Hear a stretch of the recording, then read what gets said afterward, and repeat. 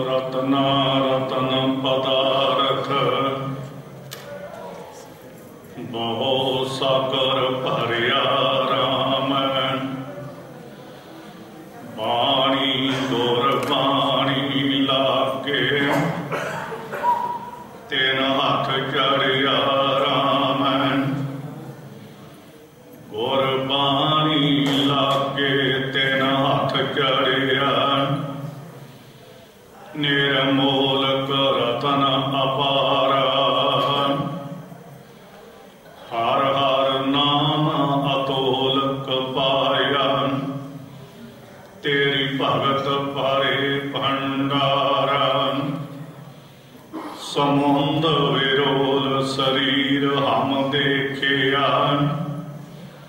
एक वसत अनूप दिखाई। गुर गोविंद गोविंद गुरु है। नानक भेद ना पाई।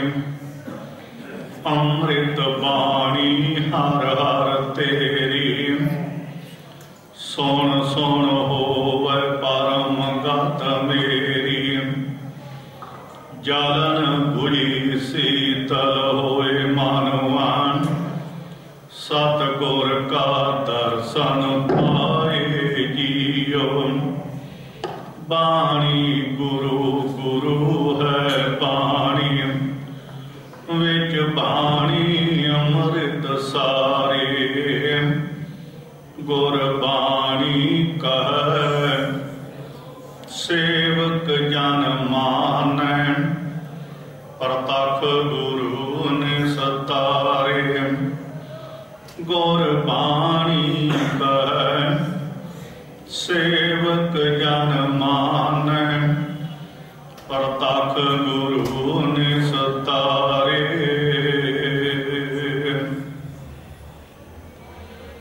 परम सत्कारयोग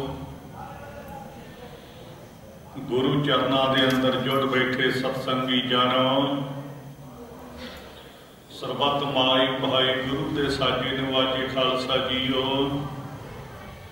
सतगुरु की बख्शी हुई फतेह की सांझ पाइए। वाहिगुरु जी का खालसा वाहिगुरु जी की फतेह। सतगुरु की अपार बख्शिश का सदका सतगुरु के दर्शन दीदारे अते गुरु की बाणी का शब्द कीर्तन। नौजवान वीर बच्चियां सिखी सिद्ध वाले वीर और गुरु शब्द की सांझ पा रहे सन। रहत मर्यादा दे जो कलगियां वाले ने सानू असूल बख्शे। वो रहतनामे की विचार ਅਤੇ ਸਾਡੇ ਵੱਡਿਆਂ ਵਡੇਰਿਆਂ ਦੇ ਗੁਰ ਇਤਿਹਾਸ ਦੇ ਸੁਨਹਿਰੀ ਅੱਖਰ ਜਿਨ੍ਹਾਂ ਦੀ ਸਾਂਝ ਪੈਦਾ ਕੀਤੀ ਜਾ ਰਹੀ ਸੀ। ਭਾਗਾਂ ਵਾਲੇ ਹਨ ਗੁਰੂ ਦਰਬਾਰ ਦੀਆਂ ਹਾਜ਼ਰੀਆਂ ਭਰਨ ਦਾ। ਸਤਿਗੁਰੂ ਨੇ ਇਹ ਸੁਭਾਗ ਸਮਾਂ ਬਖਸ਼ਿਸ਼ ਕੀਤਾ ਹੈ। चरण सरन गुर एक पैंडा जाए चल। सतगुर कोट पैंडा आगे हुए लेत है। पावनी भगत पाए कौडी अगर भाग राखै। ताहि गुर सरब निधान दान देत है। सिख सरदा दी झोली अट के गुरु दरबार में कदम भी जद चलता है। सतगुरु करोड़ों कदमों को लैन वास्ते आते हैं। कहानी कौडी भी लिया के भावना नाल सतगुरु के चरणों च सिख नमस्कार करे। सतगुरु बाहर ही धन नाल ओहदा घर भी भर देंदे ने। अंतरीब शुभ गुणां दे भंडारे नाल गुरसिख दा हिरदा भी भर देंदे हैं। ऐसा ही गुरु नानक साहब का दर है। ਜਿਹੋ ਜੀ ਕੋਈ ਸ਼ਰਧਾ ਭਾਵਨਾ ਮਨ ਚ ਲੈ ਕੇ ਆਉਂਦਾ ਹੈ, ਜਿਤੜੇ ਫਲ ਮਨ ਬਾਸ਼ੀ ਹੈ ਤਿਤੜੇ ਸਤਿਗੁਰ ਪਾਸ ਹੈ। ਸਭ ਦਾਤਾਂ ਸਭ ਵਡਿਆਈਆਂ ਗੁਰੂ ਨਾਨਕ ਦੇ ਘਰ ਚੋਂ ਪ੍ਰਾਪਤ ਹੁੰਦੀਆਂ ਨੇ। ਕਲਗੀਧਰ ਗੁਰੂ ਗੋਬਿੰਦ ਸਿੰਘ ਸਾਹਿਬ ਜੀ ਦਾ ਦੀਵਾਨ ਸਜਿਆ ਹੋਇਆ ਆਨੰਦਪੁਰ ਸਾਹਿਬ ਦੀ ਪਾਵਨ ਪਵਿੱਤਰ ਧਰਤੀ। ਸਜੇ ਹੋਏ ਦੀਵਾਨ 'ਚ ਸਿੱਖ ਸੰਗਤਾਂ ਆਉਂਦੀਆਂ ਨੇ, ਪ੍ਰੇਮ ਪਿਤਾਮਾ ਗੁਰਦੇਵ ਦੇ ਚਰਨਾਂ 'ਚ ਅਰਪਣ ਕਰਦੀਆਂ ਹੋਈਆਂ। ਅਰਦਾਸੀਆ ਸਿੱਖ ਉਹਨਾਂ ਦੀ ਤੰਦਰੁਸਤੀ ਚੜ੍ਹਦੀ ਕਲਾ, ਉਹਨਾਂ ਦੇ ਮਨ ਦੀਆਂ ਮੁਰਾਦਾਂ ਦੇ ਮੁਤਾਬਕ ਅਰਦਾਸ ਬੇਨਤੀ ਕਰਦਾ ਮੇਵੜਾ ਸਿੱਖ ਹੈ। ਸਤਿਗੁਰੂ ਹਰੇਕ ਤੇ ਕਿਰਪਾ ਕਰਕੇ ਨਿਹਾਲ ਕਰੀ ਜਾ ਰਹੇ ਨੇ। ਉਸ ਦੀਵਾਨ ਦੇ ਅੰਦਰ ਇੱਕ ਮੁਸਲਮਾਨ ਕਾਜੀ ਬੈਠਾ ਸਲਾਰਦੀਨ ਹੈ। ਜਦੋਂ ਦੀਵਾਨ ਸਮਾਪਤ ਹੋਇਆ, ਉਸਨੇ ਸਵਾਲ ਕੀਤਾ ਵੀ ਸਤਿਗੁਰੂ ਮੈਂ ਇੱਕ ਸਵਾਲ ਕਰਨਾ ਚਾਹੁੰਦਾ, ਮੇਰਾ ਪ੍ਰਸ਼ਨ ਹੈ, ਇਹਦਾ ਜਵਾਬ ਦਿਓ। ਸਤਿਗੁਰੂ ਕਹਿਣਗੇ ਦੱਸੋ ਕਾਜੀ ਸਾਹਿਬ ਕੀ ਕਹਿਣਾ ਚਾਹੁੰਦੇ ਹੋ। ਉਸਨੇ ਬੇਨਤੀ ਕੀਤੀ ਸਤਿਗੁਰੂ ਜਿਹੜਾ ਵੀ ਸਿੱਖ ਤੁਹਾਡੇ ਕੋਲ ਆਉਂਦਾ ਹੈ, ਤੁਸੀਂ ਕਹਿੰਦੇ ਹੋ ਸਿੱਖਾ ਤੈਨੂੰ ਆਹ ਵੀ ਕੁਝ ਦਿੱਤਾ, ਤੈਨੂੰ ਆਹ ਵੀ ਕੁਝ ਦਿੱਤਾ, ਤੈਨੂੰ ਆਹ ਪਦਾਰਥ ਵੀ ਦਿੱਤੇ, ਇਹ ਦੱਸੋ ਵੀ ਮਨੁੱਖ ਦੀ ਲਿਖੀ ਹੋਈ ਪਰਮ ਦੇ ਮੁਤਾਬਕ ਦੇਂਦੇ ਹੋ ਕਿ ਆਪਣੇ ਕੋਲੋਂ ਦਿੰਦੇ ਹੋ। ਜੇ ਤਾਂ ਪਰਮ ਲਿਖੀ ਹੋਈ ਦੇ ਮੁਤਾਬਕ ਜੋ ਮਨੁੱਖ ਦੇ ਮੱਥੇ ਤੇ ਲਿਖਿਆ ਗਿਆ ਤਾਂ ਅਵੱਛ ਮਿਲ ਜਾਣਾ, ਤੁਹਾਨੂੰ ਕਹਿਣ ਦੀ ਕੋਈ ਲੋੜ ਨਹੀਂ। ਤੇ ਜੇ ਤੁਸੀਂ ਆਪਣੇ ਕੋਲੋਂ ਦਿੰਦੇ ਹੋ ਫਿਰ ਤੁਸੀਂ ਰੱਬ ਦੇ ਸ਼ਰੀਕ ਬਣਦੇ ਹੋ। ਬੜਾ ਸਵਾਲ ਗੁੰਝਲਦਾਰ ਸੀ, ਮੇਰੇ ਸਤਿਗੁਰੂ ਜਵਾਬ ਦੇ ਸਕਦੇ ਸਾਰੇ। ਆਖਿਆ ਜੀ ਇਹ ਤਾਂ ਮੱਥੇ ਦੇ ਲਿਖੇ ਮੁਤਾਬਕ ਦਿੰਦੇ ਹੋ ਤੇ ਤੁਹਾਡੇ ਕਹਿਣ ਦਾ ਕੀ ਫਾਇਦਾ ਹੈ। ਲਿਖੇ ਹੋਏ ਮੱਥੇ ਦੇ ਮੁਤਾਬਕ ਤਾਂ ਸਭ ਕੁਝ ਮਨੁੱਖ ਨੂੰ ਮਿਲ ਜਾਣਾ ਹੈ, ਤੇ ਜੇ ਲਿਖਿਆ ਹੀ ਨਹੀਂ ਤੁਸੀਂ ਆਪਣੇ ਕੋਲੋਂ ਦਿੰਦੇ ਹੋ ਤੇ ਫਿਰ ਇਹ ਰੱਬ ਦੇ ਨਾਲ ਸ਼ਰੀਕਾਪਨ ਹੈ। ਕਲਗੀਧਰ ਗੁਰੂ ਗੋਬਿੰਦ ਸਿੰਘ ਸਾਹਿਬ ਸੱਚੇ ਪਾਤਸ਼ਾਹ ਨੇ ਆਪਣੀ ਜੇਬ ਵਿੱਚੋਂ ਮੋਹਰ ਕੱਢੀ, ਕਹਿੰਦੇ ਕਾਜੀ ਸਾਹਿਬ ਆ ਮੋਹਰ ਦੇ ਅੱਖਰ ਪੜ੍ਹ ਕੇ ਸੁਣਾਓ। ਅੱਖਰ ਪੁੱਠੇ ਸਨ, ਕਾਜੀ ਤੋਂ ਪੜ੍ਹੇ ਨਹੀਂ ਜਾ ਰਹੇ। ਸਤਿਗੁਰੂ ਗਰੀਬ ਨਵਾਜ ਕਹਿੰਦੇ ਕਾਜੀ ਸਾਹਿਬ ਕੀ ਕਾਰਨ ਹੈ ਅੱਖਰ ਪੜ੍ਹ ਨਹੀਂ ਰਹੇ। ਬੇਨਤੀ ਕੀਤੀ ਮਹਾਰਾਜ ਇਹ ਅੱਖਰ ਪੁੱਠੇ ਨੇ ਤੇ ਪੜ੍ਹੇ ਨਹੀਂ ਜਾ ਸਕਦੇ। ਸਤਿਗੁਰੂ ਕਹਿੰਦੇ ਕਾਗਜ਼ ਲਿਆਓ, ਸਿਆਹੀ ਲਿਆਓ। ਕੋਰਾ ਕਾਗਜ਼ ਮੰਗਵਾਇਆ, ਨਾਲ ਸਿਆਹੀ ਨਾਲ ਅੱਖਰ ਗਿੱਲੇ ਕੀਤੇ ਮੋਹਰ ਦੇ, ਤੇ ਉਸ ਮੋਹਰ ਦਾ ਠੱਪਾ ਜਦੋਂ ਕੋਰੇ ਕਾਗਜ਼ ਤੇ ਲਾਇਆ, ਸਤਿਗੁਰੂ ਕਹਿੰਦੇ ਕਾਜੀ ਸਾਹਿਬ ਹੁਣ ਅੱਖਰ ਪੜ੍ਹ ਕੇ ਸੁਣਾਓ। ਕਾਜੀ ਝਾਟੀ ਉਹ ਅੱਖਰ ਪੜ੍ਹਨ ਲੱਗ ਪਿਆ। ਨੁਸਰਤ ਵੇਦ ਰੰਗ ਯਾਦ ਤਜ ਨਾਨਕ ਗੁਰੂ ਗੋਬਿੰਦ ਸਿੰਘ ਦੇ ਗੁਣ ਤੇਗ ਫਤਿਹ, ਸ੍ਰੀ ਅਕਾਲ ਪੁਰਖ ਜੀ ਸਹਾਏ। ਇਹ ਕਲਗੀਧਰ ਗੁਰਦੇਵ ਦੇ ਮੋਹਰ ਦੇ ਅੱਖਰ ਹੋਇਆ ਕਰਦੇ ਜਿਹੜੇ ਸਿੱਖ ਰਾਜ ਦੇ ਵੇਲੇ ਛੇਰੇ ਪੰਜਾਬ ਮਹਾਰਾਜਾ ਰਣਜੀਤ ਸਿੰਘ ਦੇ ਰਾਜਕਾਲ ਦੇ ਸਮੇਂ ਵਿੱਚ ਵੀ ਗੁਰੂ ਨਾਨਕ ਦੇ ਘਰ ਦੀ ਇਹ ਮੋਹਰ ਦੇ ਅੱਖਰ ਚੱਲਦੇ ਰਹੇ। ਇਹ ਮੋਹਰ ਛੇਰੇ ਪੰਜਾਬ ਦੇ ਰਾਜ ਵਿੱਚ ਵੀ ਚੱਲਦੀ ਰਹੀ। ਸਤਿਗੁਰੂ ਕਹਿੰਦੇ ਕਾਜੀ ਸਾਹਿਬ ਪਹਿਲੋਂ ਅੱਖਰ ਪੜ੍ਹੇ ਨਹੀਂ ਗਏ ਤੇ ਹੁਣ ਅੱਖਰ ਕਿਵੇਂ ਪੜ੍ਹਦੇ ਗਏ। ਕਹਿੰਦੇ ਮਹਾਰਾਜ ਪਹਿਲੋਂ ਅੱਖਰ ਪੁੱਠੇ ਸੀ ਤੇ ਪੜ੍ਹੇ ਨਹੀਂ ਸੀ ਜਾਂਦੇ। ਸਤਿਗੁਰੂ ਕਹਿੰਦੇ ਸਿੱਧੇ ਕਿਵੇਂ ਹੋ ਗਏ। ਕਹਿੰਦੇ ਮਹਾਰਾਜ ਜਦੋਂ ਮੋਹਰ ਦੇ ਅੱਖਰ ਗਿੱਲੇ ਕਰਕੇ ਕੋਰੇ ਕਾਗਜ਼ ਤੇ ਠੱਪਾ ਲਾਇਆ, ਕੋਰੇ ਕਾਗਜ਼ ਤੇ ਠੱਪਾ ਲੱਗਾ ਮੋਹਰ ਦਾ, ਤਾਂ ਅੱਖਰ ਸਿੱਧੇ ਹੋ ਗਏ। ਸਤਿਗੁਰੂ ਕਹਿੰਦੇ ਤਾਂ ਅੱਖਰ ਸਿੱਧੇ ਹੋਏ ਵੀ ਮੋਹਰ ਦਾ ਸਿਰ ਝੁਕਾਇਆ ਕੋਰੇ ਕਾਗਜ਼ ਤੇ ਤਾਂ ਅੱਖਰ ਸਿੱਧੇ। ਕਹਿੰਦੇ ਹਾਂਜੀ ਤਾਂ ਸਿੱਧੇ ਹੋਏ। ਸਤਿਗੁਰੂ ਕਹਿੰਦੇ ਕਾਜੀ ਸਾਹਿਬ ਇਹ ਗੁਰੂ ਨਾਨਕ ਦਾ ਘਰ ਹੈ। ਜਦੋਂ ਮੋਹਰ ਦੇ ਪੁੱਠੇ ਅੱਖਰਾਂ ਵਾਂਗ ਪੁੱਠੇ ਲੇਖਾਂ ਵਾਲਾ ਵੀ ਸਿੱਖ ਛੱਡਦਾ ਭਾਵਨਾ ਮਨ 'ਚ ਲੈ ਕੇ ਆ ਕੇ, ਜਿਵੇਂ ਮੋਹਰ ਦਾ ਸਿਰ ਝੁਕਿਆ ਤੇ ਅੱਖਰ ਸਿੱਧੇ ਹੋਏ ਨੇ, ਗੁਰੂ ਨਾਨਕ ਦੇ ਦਰ ਤੇ ਆ ਕੇ ਜਦੋਂ ਸਿਰ ਝੁਕਾਉਂਦਾ ਹੈ ਉਹਦੇ ਪੁੱਠੇ ਲੇਖ ਵੀ ਸਿੱਧੇ ਹੋ ਜਾਂਦੇ ਹਨ।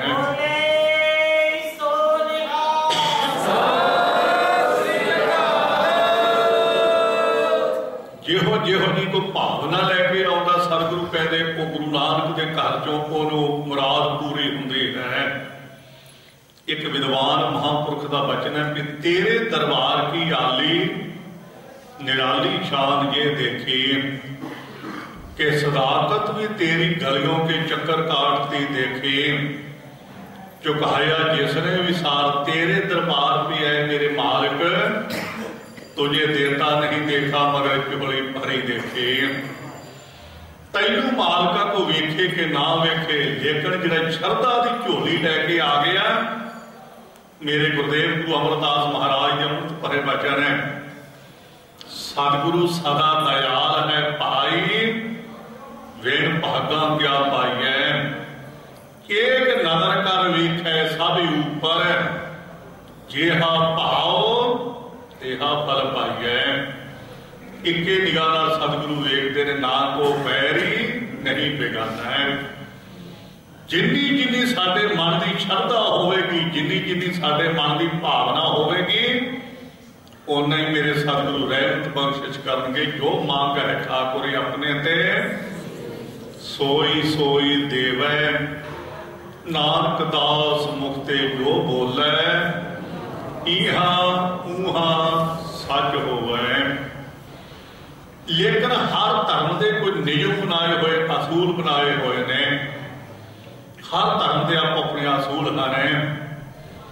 मुआफ करना असूलों तो बगैर संसार चल नहीं सकता है। बेअसूली कुछ घंटिया वास्ते देश में हो जाए तो सारा देश तबाह होकर रह जाएगा। हर चीज को नियम में रखना पवेगा, नियमबद्ध होगी तो वो संसार चल सकते हैं, नहीं बेनियमी नाल संसार चल नहीं सकता है।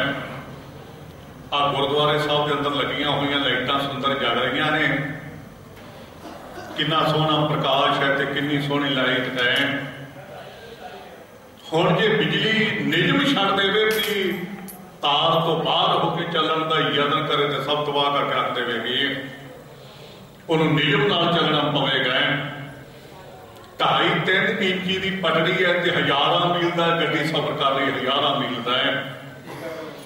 जे वो गड्डी कहे भी मैनू इन्ने वरे हो गए ने, रोज पटड़ी ते जानी है, मैं रोज पटड़ी ते अज मैं लोगों में कणकां वेचदी जावांगी, खेतां वेचदी, 1 मिनट की गड्डी वो चल सकती तो एक्सीडेंट होगा, नुकसान होगा।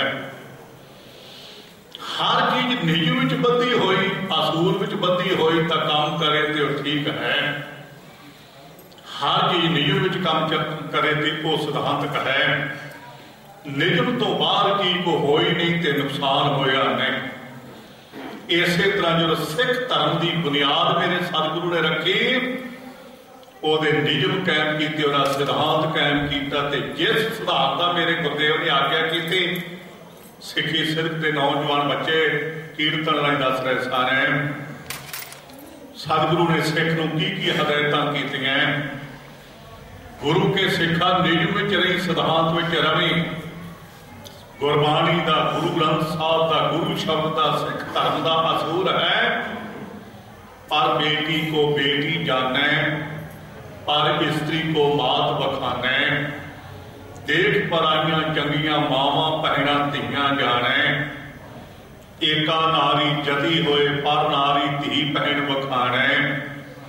ये गुरसिखी के असूल ने। सील जत की कच पहर पकड़ो हथियार है। धर्म की मान मर्यादा के अंदर रवे। तुसां सारियां ने रात पिक्चर छोटी फिल्म वेखी होगी, मैं भी वेख के गया सा। और वो बच्चे ने पग ला देनी, सिर मुंह मुन लेना। लेकिन उस लड़की ने जो सिद्धांत गल दसी, शर्मसार होया ते अपने कीते अवगुणा तो तोबा कीते। सिख धर्म के अंदर मेरे सतगुरु ने ऐसा नहीं बताया। साडे वड्डियां वडेरियां दा इतिहास पढ़िए तो हैरान रह जाइदा है। तुहाडे दिल्ली के तख्त का मालक, हिंदुस्तान का बादशाह जहांगीर, वो जहांगीर बादशाह लाहौर में गया होया। कुछ समा लाहौर में जो ठहरिया, उथे रहिंदियां होइया ਉਹਦੇ अगे संतरी पहरेदार 2, एक बने मुसलमान खलोता है, एक बने सिख भाई संत राम पहरेदार खलोता होया दरबार च। बादशाह किते बाहर गया होया, जहांगीर बादशाह की शहजादी केसी इशनान किया होया, महिला के उपर केसा को हवा लवाउण वास्ते चढ़ गई, धुप सेक रही है। सामने ड्योढ़ी वाल वेख्या ते सुंदर स्वरूप वाला नौजवान हाथ च राइफल फड़ी ते पहरेदार खलोता है।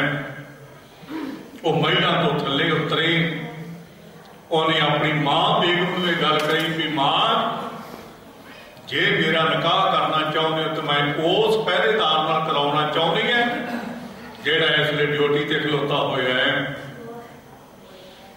बेगम सुन के हैरान होई, उसने आख्या शहजादी कोई ख्याल कर, तू कोई साधारण बाप की पुत्री नहीं, हिंदुस्तान का बादशाह तेरा पिता, तू बादशाह की शहजादी है। लेकिन सामने ड्योढ़ी ते पहरेदारी करने वाला ड्योढ़ीदार एक साधारण साडा करिंदा है ते जिहदा साडे नाल धर्म भी नहीं रलदा है। ओहदा धर्म होर है, साडा धर्म होर है, ते कि साधारण करिंदे नाल हिंदुस्तान की लड़की ब्याह दीए, बादशाह की लड़की ब्याह दीए, ये नहीं हो सकता है। लड़की ने आख्या जे नहीं हो सकता तो मैं ब्याह नहीं कराउणा है। त्रीया हठ बाल हठ ये मन्ने हुए हठ ने विद्वानां दे। लड़की ने आख्या जे ब्याह कराउणा है तो उस नाल ही कराउणा है, नहीं तो नहीं कराउणा है। आखिर बेगम रुकी, उसने आख्या तेरे पिता जी बाहरों आउणगे तो मैं उन्हां नाल गल करांगी। जिन्ने चिर जहांगीर बादशाह महिला च आया, शहजादी टुटे हुए मंजे ते लम्मी पई हुई ते उस बादशाह ने आउण सार पुछया भी मेरी पुत्री नूं की वजह बन गई, की कारण है, इन्नी उदास है, टुटे हुए मंजे ते पई हुई है। बेगम ने आख्या मैं दसदी हां भी की वजह की कारण है। उसने आख्या जिहड़ा संत राम तुहाडा ड्योढ़ीदार नौजवान सिख है, इन्हें अज उन्हें वेख के ये मन बना लिया कि मैं ब्याह कराउणा, निकाह कराउणा है, तो सिख नाल कराउणा नहीं तो नहीं कराउणा है। बादशाह सुन के हैरान होया, उन्हें कहा पुत्री ये गल नहीं हो सकती, एक साधारण साडा नौकर होवे, गैर धर्म का व्यक्ति होवे ते मैं हिंदुस्तान का बादशाह होवां ते गैर धर्म के साधारण मनुख नाल अपनी लड़की की शादी कर देवां, ये नहीं हो सकता है। लड़की ने जो मजबूर किया तो आखिरकार बादशाह को मनना पिया। उसने आख्या पुत्री ठीक है, मैं पहले उस सिख नूं मुसलमान बनावांगा, मुसलमान बनाउण तो बाद किसी इलाके का सूबेदार थाप देवांगा, उन्होंने हाकम सूबा बना के फिर तेरा ब्याह उहदे नाल जरूर कर देवांगा, वायदा कर लिया। लेकिन भाई संत राम के नाल ड्योढ़ीदार जिहड़ा दूसरा मुसलमान खलोता है, उहदे घर वाली बादशाह के घर च भांडे मांजदी है, गोली गुणा करती है। वो सारी वार्तालाप सुन रही सी। रात में जो अपने घर दे गई, ड्योढ़ी तो आए अपने घर के साई नूं दस्सिया तुहाडे नाल दा जिहड़ा सिख रोज बाणी पढ़ता रहता है, वो सिख दे कर्म जाग पए ने। बड़े बड़े लोग जिस बादशाह की शहजादी नाल विआह करने वास्ते लोचते ने, मिलती नहीं। आज जो लड़की ने यह कहा कि मैं शादी कराउणी है तो उहदे नाल ही कराउणी है। किड्डा भागा वाला सिख है, रोज खुदा की इबादत करता सी, उहदे कर्म जाग पए ने। जब घर वाले ने सुनिया कि ठीक है, उन्हें आख्या बिल्कुल ये गल फैसला हो चुका है बादशाह का, कुछ दिनों च मुसलमान बना के किसी इलाके का सूबा थापिया जाना है, फिर बादशाह ने अपनी पुत्री की शादी उहदे नाल करनी है। उसने आख्या ठीक है। रात बतीत हुई, दिन चढ़िया, ड्यूटी ते गया, भाई संत राम भी ड्यूटी ते पहुंच गया। उसने जाते आख्या बधाई होवे, अज मैं तेरा पहले, अज बादशाह का पहरेदार हाँ, कदे हो सकता है तेरी ड्योढ़ी अगे भी मैनूं पहरेदार बन के खलोना पवे। कुछ दिनों की गल है, बादशाह की शहजादी तेरे नाल विआही जानी है, तैनूं पहले मुसलमान बनाया जाएगा, साडे धर्म च लिया जाएगा, फिर किसी इलाके का तेनों सूबेदार थापिया जाएगा, गवर्नर नियत किया जाएगा, तो फिर बादशाह की पुत्री का विआह तेरे नाल किया जाएगा। भाई संत राम ने पूछा कि गल बिल्कुल ठीक है, सुखमनी साहब का पाठ जुबानी कंठ है ते नाले ड्यूटी करता है ड्यूटीदारी की, नाले सुखमनी साहब का पाठ करता रहता है। जब सिख ने पूछा कि बिल्कुल सच कह रहे हैं, कहते बिल्कुल सच है। उसने आख्या आ पर मेरी हुण राइफल है, मैं हुण धर्म छड्ड के किसी बादशाह की नौकरी नहीं करनी चाहता, तो ना मैं किसी छत च आजादी की परवाह, मैं गुरु का सिख ते धर्म छड्ड देवां, कदे वास्ते क्यों नहीं हो सकता है। राइफल फड़ा दी, तुर पिया सिख भगौड़ा हो गया है। बादशाह को पता लगा, उन्हें हुलिये लेके सारे देश में भेजे भी जिथे इस नाम का व्यक्ति इहो जिहा आदा नाम है तो आदा हुलिया है, जे मेरी पुत्री नाल विआह कराउणा पसंद करे उन्होंने सुध पालकी च बिठा के मेरे दरबार च लिया जाए, जे इनकार कर देवे और सिर कलम करके मेरे दरबार च लिया जाए। भाई साहब जी रात को तुरिया करते, दिन किते ठिकाने ला के बैठ जाया करते हैं। आखिरकार पिशौर की धर्मशाला है, शाम का वेला सूरज छिपिया ते धर्मशाला में वड़न लगे, सिपाहियों कर्मचारियों ने वेख लिया, हुलिया बुलाया भी यही बंदा है। नाम पूछा, सिख ने झूठ नहीं बोलिया, उसने अपना नाम दसा कि मेरा नाम संत राम है। पिशौर के सूबे को सद्या गया, पिशौर के हाकम गवर्नर ने आख्या सिखा वेख, साडे वर्गे हजारां लोग जिस लड़की को चाहते हैं बादशाह का नाता रिश्ता कटना चाहते हैं, नहीं मिलता है। तू किड्डा कर्मा ते भागा वाला भी हिंदुस्तान के बादशाह की शहजादी आप कवे भी मैं उसदे नाल शादी कराउणी है, सिखा कोई अकल का काम करते उस लड़की का निकाह करवा, मेरे वांग किसी इलाके का सूबा थापिया जाएगा, सारी जिंदगी सुख दी हटावेगा है। उसने आख्या मैं गुरु अर्जन देव महाराज की बख्शी हुई बाणी का नितनेमी, मैं गुरु की बख्शी हुई सिक्खी को धारण करने वाला सिख परिवार च मेरा जन्म होया है। मैं 4 दिन की सुख की जिंदगी हटाने वास्ते ते हिंदुस्तान के बादशाह की शहजादी को वरन दे लई कदे वास्ते अपना धर्म नहीं छड़ सकता, मेरे गुरुदेव का हुक्म है, जे जीवै पत लथी जाए सब हराम जेता किछ खाए, नहीं धर्म छड्डांगा।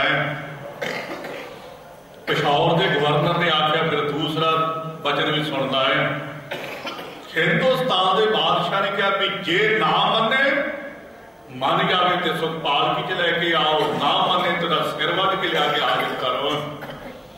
सिख ने कहा मैं सिर वढाउण नूं तैयार हाँ, मैं पहले इशनान कर लवां, इशनान करके जपजी साहब का पाठ मैनूं कर लैण दिओ, तुसीं मेरा सिर कलम कर लेना, लेकिन धर्म नहीं छड्डना है। सिख ने इशनान किया, जपजी साहब का पाठ किया है। जब पाठ संपूर्ण होके भोग पाया, उन्होंने वार किया ते धर नालों सिर वखरा कर दिता है।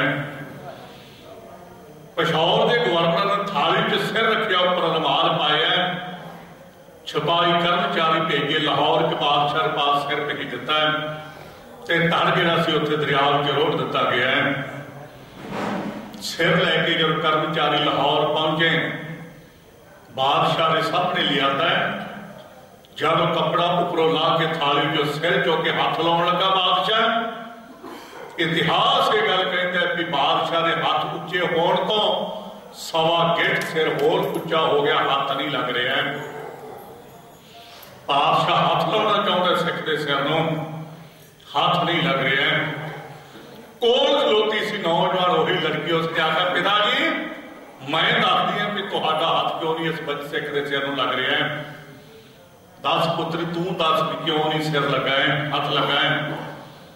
उसने आख्या पिताजी तू हिंदुस्तान का बादशाह सताउना है, मैं हिंदुस्तान के बादशाह की शहजादी, लेकिन सिख भावें गरीब है, तेरी पहरेदारी करने वाला साधारण करिंदा, इस साधारण करिंदे सिख ने अपना धर्म नहीं छड्डिया है, इसने जिउंदे ने अपना धर्म नहीं छड्डिया।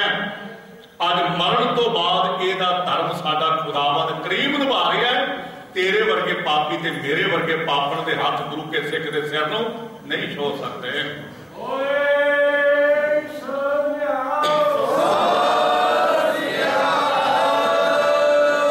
इतिहास ये गल कहता है कि सवा गिले च सिर उठियो तऊ ना कबूली नार। नहीं सिख ने परवाह की खालसा जी, ये सिखी सिदके दे भरोसे दीयां गल्लां हैं। मैं देश विच वेखदा हाँ, प्रदेश विच वेखदा है, विदेश भी जाना, तुसीं भी जाते होवोगे। अज साडे बच्चे जिवें रात आपां फिल्म वेखी सी, साडियां सिख बच्चियां साडे सिख बच्चे पता नहीं असीं किधर नूं तुरना है ते किधर किहड़े खूह खाते च पैना ते मेरा गुरु जाने। छोटियां छोटियां सुखां दे साधनां दे विच पै के अज सिख बच्चे सिख बच्चियां, कोई मुसलमान नौजवानों की बांह फड़ी फिरदा है, वो साडियां धीआं दीआं बांहां फड़ी फिरदे ने। कोई कालियां नाल विआह कराई फिरदा है, कोई कालियां नाल तुरे फिरदा है। शर्म नाल सिर नीवा हो जाता है। कित्थे साडे वड्डियां वडेरियां दा इतिहास ते कित्थे साडा जीवन है। खाबी खा मुसलमान होया, खाबी खा मुसलमान है, वो सानू सग कहंदा है। सग सग फारसी च कुत्ते नूं कहा जाता है। वो कुत्ते नाल साडी तुलना करता है, पर कहता है सच बोलण तो मैं रह नहीं सकता। इन्हां सिखां दे बड़े गुण भी है। वो कहता है सब तो वड्डे गुण इन्हां लोकां च सच बोलते हैं। सिख मर्द मर जावे ते ये करे झूठ नहीं बोलेगा। कहता है इत्थों तक कि मैदानी जंग विच भी जे किते कह के ना लड़ाई लड़दे भी खालसा जी तुहाडा किहड़ा पासा कमजोर है, तो उत्थे भी सिख दसेगा यह बंदा साडा कमजोर है। ये मैदानी जंग विच भी झूठ नहीं बोलता गुरु का खालसा है। दूजी गल उसने आख्या वंड के खाण वाली कौम है। उजे हुए छोले इन्होंने कोल जंगलों में रहिंदे ने, दिन कटते हैं। जब इन्होंने लंगर का टाइम हो जाता है, धौंसे नगारे से चोटा ला के कहते खालसा जी गुरु का लंगर तैयार हो गया, पाओ छको। इन्हों की एक पंगत ते एक वरतारा, कोई वंड वितकरा नहीं। इन्हों लोगों की दूसरी खूबी है। तीसरी खूबी उन्हें आख्या इन्होंने है हिंदुस्तान बहु बेटियां असी गजनवी के बाजार च उन्होंने इज्जत लुट के बर्बाद करके टके टके नीलाम करते हैं। लेकिन जो साडियां बच्चियां इन्हों के हाथ आ जांदियां ने, वो बेशक कहण भी किसी को सानू दल विच रख लो, पर कहते नहीं धीओ नहीं भैणो तुसीं साडियां धर्म दीयां भैणां हो। साडे गुरु ने सानू जलसा की निशानी कशहरा पवाया हुआ है। सानू हुक्म किया है भी सील जत की कछ पहर पकड़ो हथियार। तुसीं साडियां धर्म दीयां भैणां हो, तुहाडे माता पिता के घर सुरक्षित पहुंचाउणा साडा फर्ज है। करे हिंदुस्तान का इतिहास 16,000 लड़की बन के लिजा रहे हैं दुरानी। कोई टके टके नीलाम होनी हिंदुस्तान की इज्जत है। पता लगा खालसे नूं जाके 16,000 लड़की छड़ाई। गिलजियां दे कोलों 16,000 लड़की छड़ाई। चंबे वाले राजे की नौजवान सुंदर स्वरूप वाली लड़की भी बन के नाल तोरी होई। खालसे ने हुक्म किया बाबा दीप सिंह साहब जी नूं, दीप सिंह पंथ का हुक्म है भी इस चंबे वाले राजे की पुत्री नूं सुरक्षित करे तू छड़ के आना है। खालसे ने हुक्म अगे सिर झुकाया, कौम के जथेदार ने लैके जा रहे हैं।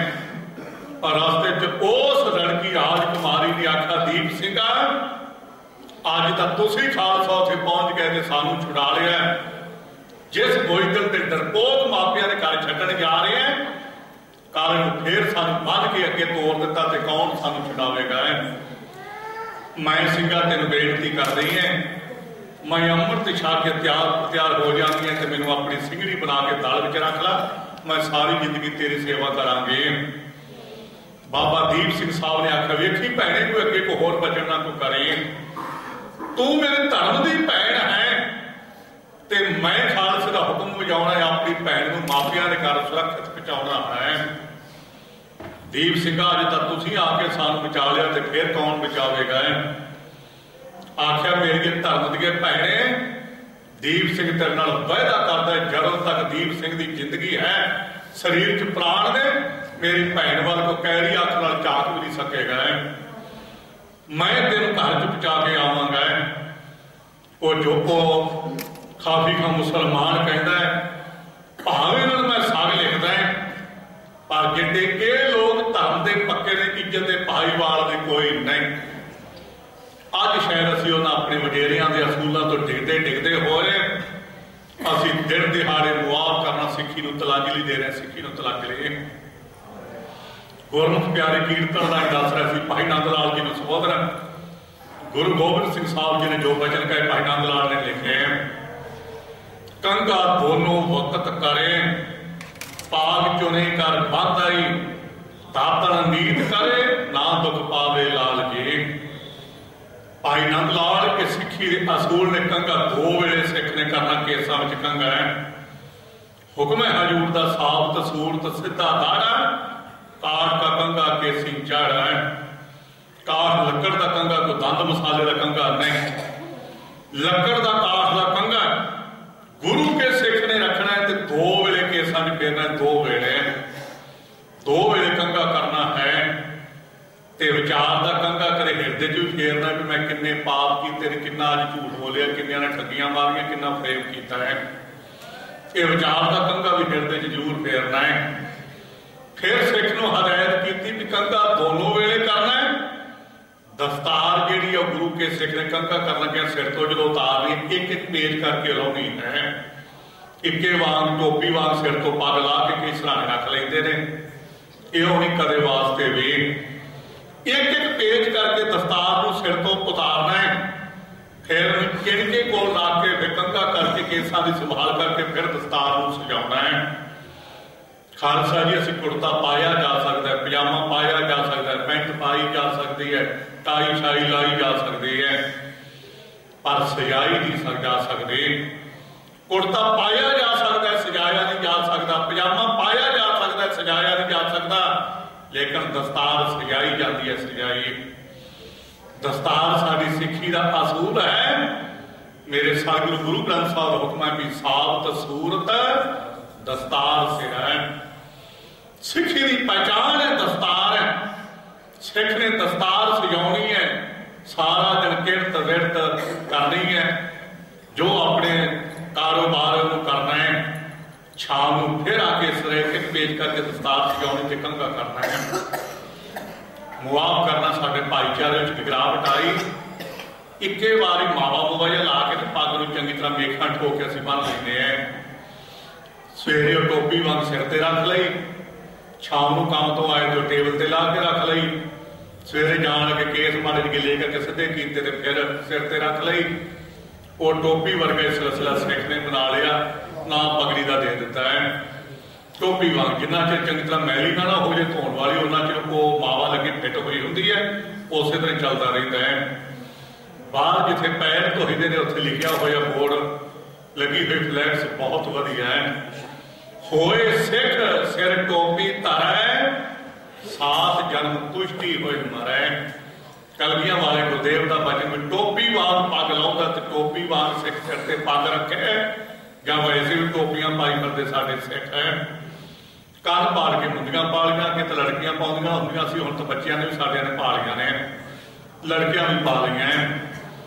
असीं तां केसगढ़ दे वासी बनना सी, केसगढ़ दे, ते सानूं कौन आखेगा भी केसगढ़ दे वासी ने सिर ते टोपी कान च मुंदराण। ऐं आखणगे मजनू दा भाईओ ये गोरखनाथ दा चेला इत्थे किसी पहाड़ी तो उतर के आया होवेगा। असीं तां केसगढ़ दे वासी, सानूं खालसा आनंदपुर साहब दा वासी बनाया है। और कंन पाड़े होए, बलौर दी वैगो मुद्रा पाइयां होईयां कंन विच, नत्तियां पाइयां होईयां ते सिरां ते टोपियां पाइयां ते सिर मूंह बने होए। ऐसी साडे जीवन विच खालसा जी ये निगार, ये गिरावट आ गई।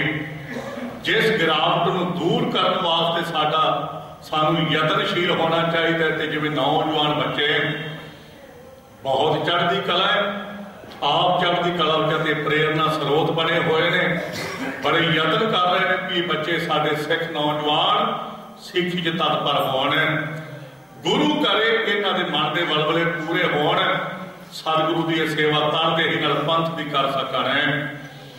अज असीं सिੱਖੀ सिद्धांत तो दिन ब दिन थिड़कते जा रहे हैं। सारी जिंदगी च निगहार आ रहा है। असी गुरु के सिख अखवाउण वाले तो फिर गुरु ग्रंथ साहब को छड्ड के वो किसी ने मत्थे टेकी जाता है, किसी ने मत्थे टेकी जाता है। जिथों प्रसाद मिलिया उतों ही खा लिया है।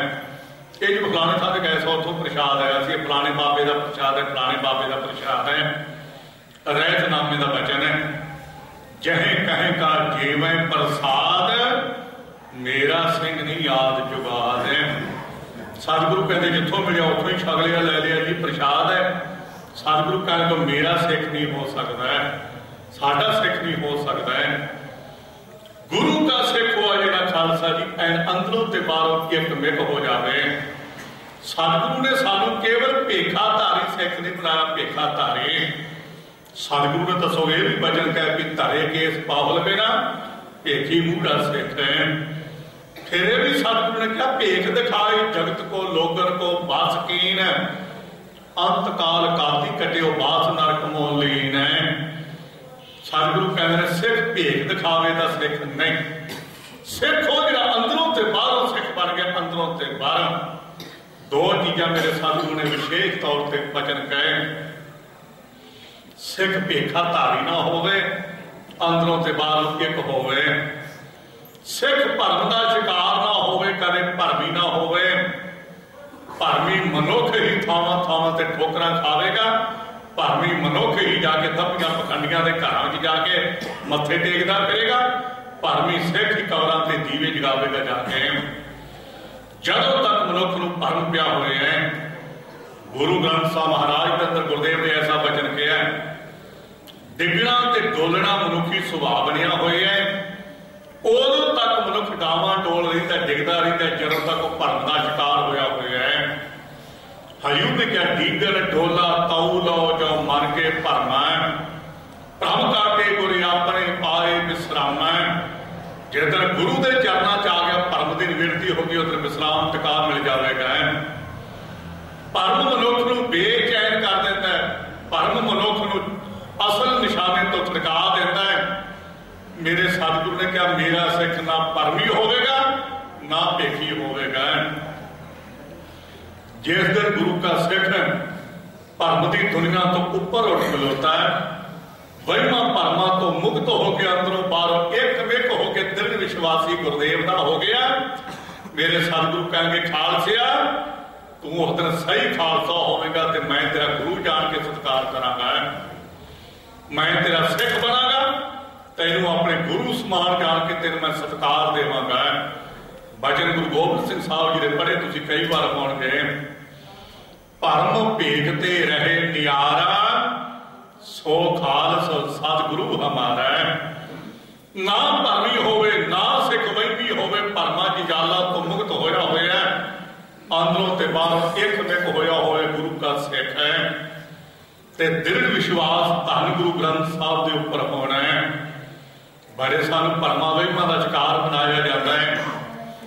आखिर जी गुरु ग्रंथ साहब बोलते नहीं, बोलन वाला गुरु चाहिए, बोलन वाला गुरु।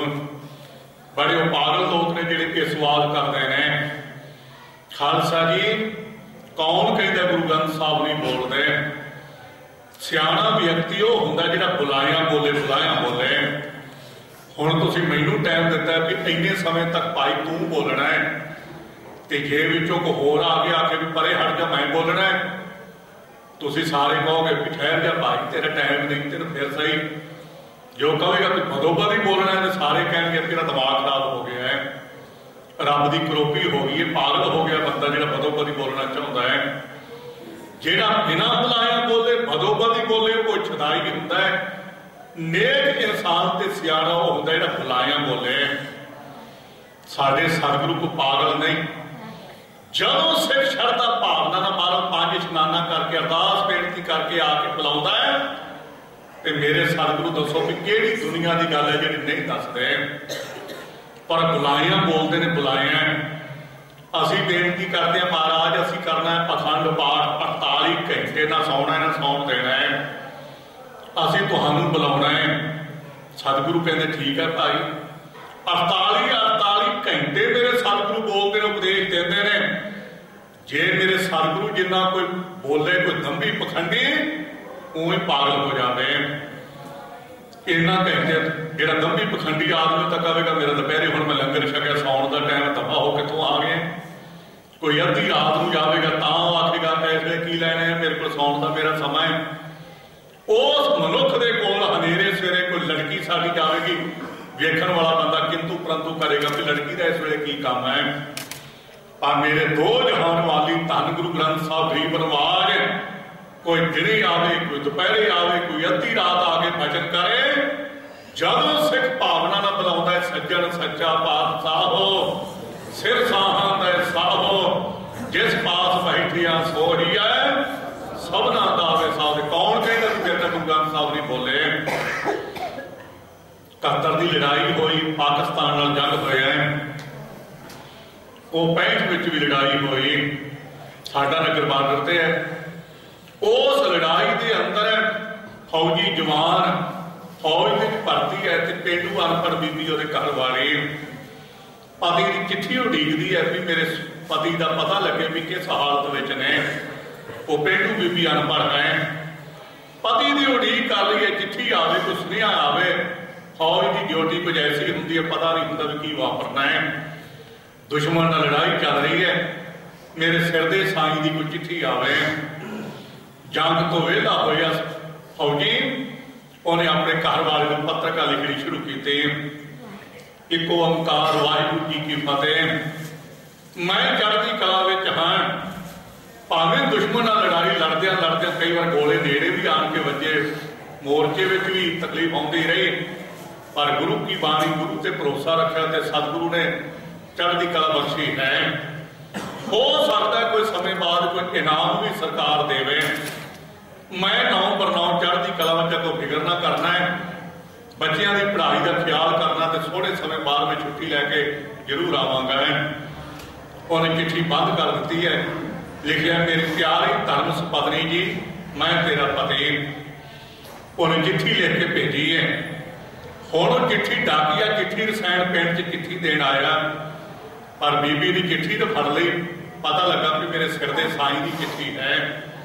चिट्ठी नाल पति नाल मिलाप हो गया, सिर ते रख ली चिट्ठी, मेरे फौजी जवान की चिट्ठी है।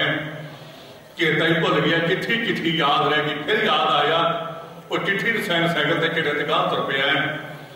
आवाज मारी पेंडू बीबी ने, वीर जिउण जो गया मेरे मालिक की चिट्ठी दे चलिया, मैनूं पढ़ के भी सुना जा, मैनूं पढ़ना नहीं आता है। वो चिट्ठी रसायण वापस मुड़ता है। उन्हें आन के फिर साइकिल तो उतरिया तो चिट्ठी खोल के पढ़ लगा है। ਉਹਦੇ ਉੱਪਰ जो लिखा वही पढ़ के सुनावेगा। ਉਹਦੇ ਉੱਪਰ लिखे एक ओंकार वाहिगुरू जी की फतेह। मेरी प्यारी धर्म सुपत्नी जी, अखर फौजी ते लिखे हुए ने पति दे, सुना रही है चिट्ठी रसायण डाकिया, जो लिखिया वो सुना रही है। मेरी प्यारी धर्म सुपत्नी जी, बीबी कोल खलोती है। जे वो चिट्ठी रसायण ये कहे कि मैं हुण तेन कह दिता कि मेरी प्यारी धर्म सुपत्नी जी, तू मेरी धर्म पत्नी होगी, मैं तेरा पति हो गया, दसो मेरा की इलाज होगा। और इस तरह की मुरम्मत ही होनी है। चिट्ठी सुनाने वाला तो पति नहीं बन चलिया, पति वह मालिक फौज भर्ती उत्थे बैठा है। चिट्ठी पढ़ के सुनाने वाला वह वड्डा वीर हो सकता है। वो बीबी धन्यवाद करेगी, जिउण जोग्या वीरा तेरा धन्यवाद है, तू मेरे मालिक की मैंने चिट्ठी पढ़ के सुना चले हैं। वो धन्यवाद तो करेगी, धन्यवाद तो है, लेकिन चिट्ठी पढ़ने वाला तो पति नहीं बन चलिया। मेरे मालिक गुरदेव की चिट्ठी तुरकी बाणी आई, तेन सगली चिंत मिटाई। मेरा मालिक वाहिगुरू की भेजी हुई तुरकी बाणी की चिट्ठी संसार के भले वास्ते, साडी कल्याण वास्ते आई। अज गुरु ग्रंथ साहब के पाठ शब्द सुना सुना के गुरु ग्रंथ साहब के शरीक बन के बैठ जाते हैं कि असीं तुहानूं चिट्ठी सुनाईए, असीं तुहानूं शब्द दिता है। ये तो मालिक की चिट्ठी है। जे सुनाउण वाले गुरु बन जाना है तो फिर गुरु बढ़ जाने हैं, तो चेले घट जाने ने, फिर जिन्ने ग्रंथी जिन्ने रागी ढाडी सब गुरु बन के बैठ जाएंगे। गुरु साडा गुरु ग्रंथ साहब ही रहेगा। ये तो मालिक की आई हुई चिट्ठी सचखंड तो तुरकी बाणी दी सुनाउण वाले का असीं धन्नवाद करांगे। मेरे हर प्रीतम की कोई बात सुनावे, सो भाई सो मेरा वीर है। मेरे मालिक की कोई गल सुनावे, मेरा वीर होगा, सत्कार योग होगा। कदे गुरु गुरु ग्रंथ साहब के शब्द लै लेके गद्दियां ला के बैठण वाला दंभी पखंडी गुरु सिखां दा गुरु नहीं बन सकता है। गुरु केवल साडे सतगुरु गुरु ग्रंथ साहब दा है। एक वचन दिल की पट्टी ते लेके जाना नियत होया समा समाप्त होने वाला है। सतगुरु बाजो गुर नहीं कोई, निगुरे का है नाम बुरा है। धन गुरु ग्रंथ साहब तो बगैर कोई साडा गुरु नहीं। असी दृढ़ विश्वास गुरु ग्रंथ साहब से करना है। संसार है, दुनिया च रहिंदियां करे खुशी करे गमी करे सोग करे हरख है। संसार जो होया है, सतगुरु कहते जिवें मनुख तू कपड़े पाउणा ना कपड़े पहनदा है। कदे असीं हुण सियाल चल रहा ते गर्म कपड़े पाउणे हैं, होर 2-3 महीनों में असीं पतले कपड़े शुरू कर देने भी गर्मी आ गई है। कदे कपड़े तू गर्म पाउणा है, कदे तू ठंडे पाउणा है, कदे पतले पाउणा है, कदे मोटे पाउणा है। इस तरह सतगुरु कहेंगे संसार ऐसा है जिवें तू कपड़े बदलदा है, संसार में कदे दुख आ जाता है कदे सुख आ जाता है। हजूर ने ख्याल तक कहेंगे सुख दुख दोएदार कपड़े पहले जाए मनुख है। ये परमेश्वर के सुख ते दुख बख्शे हुए ने। साडा सुभाव की है, सुख मिले तो कदे दाते का शुकराना नहीं। जे माड़ी जी मुसीबत आई तो फिर कोई साध संत छड्डना ही कोई नहीं किते फड़न तो भी मैनू क्यों हो मेरा आ क्यों वापरिया। सिखा की होया कदे खुशी ते कदे गम, ये तो कुदरत की देन है। तेरे कर्मां दा फल दत्ता है, दोष ना देव किसा दोष कर्मा अपनिया जो मैं किया सो मैं पाया, दोष ना दीजिए अवर जन। ते गुरु का सिख दृढ़ विश्वास रहे कि मेरे कर्मां दा फल है। करे धर्म की मान मर्यादा ने छड्डे, धर्म के असूलों को करे गुरु का सिख छड्डे ना। कोई दुख सुख बने गुरुदेव के चरणों च गल पल्लू पा के बेनती करे दादा मैं तान दीवान तू है मेरे स्वामी, मैं खुद आके अरदास मैं होर थाओ ना ही जिस पर करो बेनती, मेरा दुख सुख तुझ ही पासे। मेरा सतगुरु पौड़ी करेगा। गुरु ग्रंथ साहब कृपा दे करन हारे हारे। सो गुरु की कृपा नाल नौजवान वीर बच्चियां और बच्चे सिख परिवारों के बच्चे सिख लिए तत्पर होकर यत्नशील हो रहे हो। सतगुरु तुहानू कामयाबियां बख्शण। सिखी सदक जथेबंदी के नौजवान वीर बच्चियां सतगुरु तुहानू चढ़ती कला प्रदान करना। बहुत खुशी हुई सतगुरु के दर्शन दीदार, सुंदर गुरुद्वारा साहब की सुंदर इमारत के दर्शन दीदारे और गुरसिख संगतां नाल विचारां दी सांझ। और मैं तय दिलों धन्नवाद करता है दमदमी टकसाल गुरु कलगीधर की साजी नवाजी हुई टकसाल और रात दिन सिੱਖੀ का प्रचार करना साडा कर्म धर्म है। और तुहाडे बुलावे ते नौजवान वीरां दे सद्दे पत्तर ते तुहाडे गुरसिखां संगतां दे दर्शन दीदार गुरु ने करवाए ने। और मैं नौजवान वीरां दा धन्नवाद जिथे करदा है उथे ये गल भी जरूर कह देनी चाहुंदा हां, अद्धी रात भी किते आवाज मारो कोई धर्म के प्रचार वास्ते साडी जिथे लोड़ समझो जां पंजाब किसी गल की साडी जरूरत समझो, असीं तुहाडे नाल मोढे नाल मोढा ढा के तुहाडे नाल खलोवांगे। जिथे साडे नौजवान वीर धर्म प्रचार खेत्र की गल करते हैं, जिहड़ी साडे जुम्मे सेवा लाओगे असीं तुहाडे नाल जरूर साथ निभावांगे। बहुत चढ़ती कला नाल तुसीं कर रहे हो। गुरु तुहानू कामयाबियां बख्शे, एकता विवाद बख्शे। मैं जिथे सारिया संगतां दा धन्नवादी हां, गुरुदेव का धन्नवाद करदा है, उत्थे गुरुद्वारा साहब की प्रबंधक कमेटी प्रधान साहब सकत्तर साहब सारे जिन्ने गुरु के प्यारे हो तुहाडा सारियां दा धन्नवाद है। नाल ही गुरुद्वारा साहब के ग्रंथी साहिबान सेवादार सारियां दा वीरां दा बहुत बहुत धन्नवाद।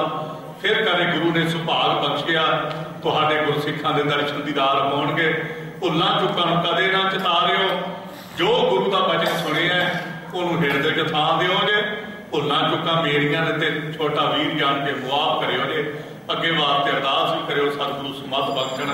इन्नियां बेनतियां करदा होया अखीर ते तुहानू कोई बेनती करनी चाहुंदा कि वो पौहल खंडे सार होवे जन्म सुहेला। गुरु की सिੱਖੀ कमाओ, पैर के अंगूठे तो लैके सिर की चोटी तक रोमां कसाउणा पटाउणा रगड़ाउणा मनाउणा रंगाउणा। गुरु के सिख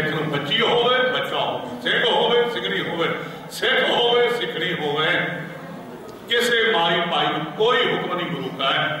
त्यार पर त्यार रहना, पैर के अंगूठे तो लेकर सिर की चोटी तक रोमां नूं घसाउणा पटाउणा सख्त मना है। ते गुरु का अमृत छा के त्यार पर त्यार होना, चढ़ती कला च अपना जीवन बनाना, ये पंथ वाली गुरुदेव का हुक्म है। गुरु के सिख बनिए।